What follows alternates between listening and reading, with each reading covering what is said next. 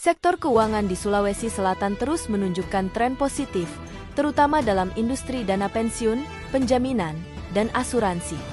Kinerja sektor ini semakin menguat seiring dengan meningkatnya kesadaran masyarakat akan pentingnya perencanaan keuangan jangka panjang. Kepala Otoritas Jasa Keuangan, OJK, Sulselbar, Darwisman, mengungkapkan bahwa total aset dana pensiun di Sulsel mengalami pertumbuhan stabil pada November 2024.